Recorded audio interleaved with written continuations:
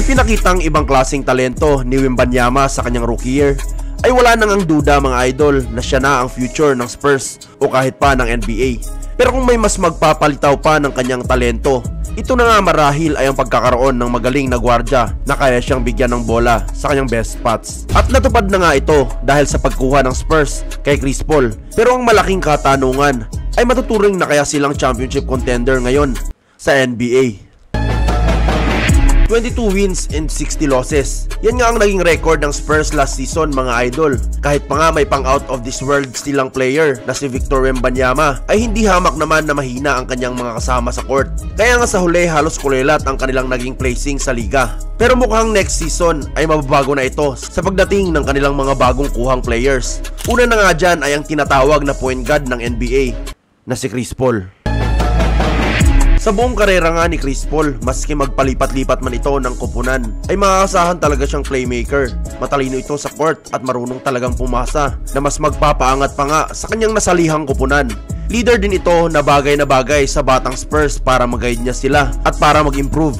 Napakagandang balita nga kay Wemby ang pagkuha kay Chris Paul dahil kailangan niya talaga ng point guard na marunong magbasa ng laro. Last season kasi ay ang kanilang power forward na si Jeremy Sohan ang ginawa nilang tagamando ng kanilang opensa at ang naging resulta nga mga idol ay walang magandang nangyari sa kanilang gameplay. Kasama na nga dyan ang pagpapahirap kay Wemby na umiskor dahil hindi ito maayos na nabibigyan ng bola. Nang mag-adjust na nga ng rotation ng Spurs at naging starter na si Trey Jones na point guard, ay gumanda na talaga ang laruan ni Wemby. Napapasahan na kasi ito sa mga spots na gusto niya na nagpapadali na lang sa kanyang trabaho.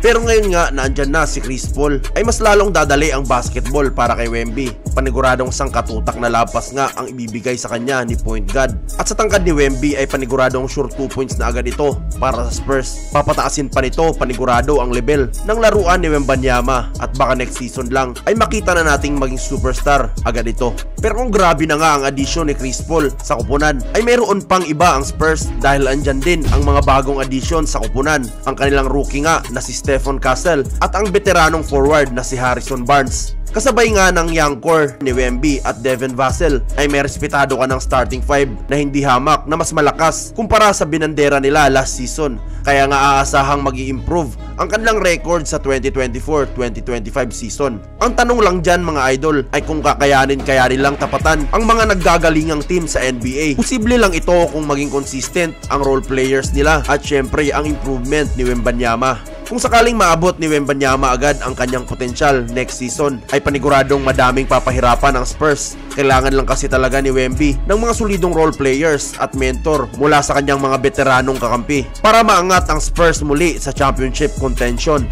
Nasanay sila sa ganitong kalagayan. Pero sa tingin nyo ba mga idol, kaya ng Spurs lumaban at masungkit ang kampyonato? At maganda rin kaya ang pagkakadagdag ni Chris Paul sa koponan? Comment down below.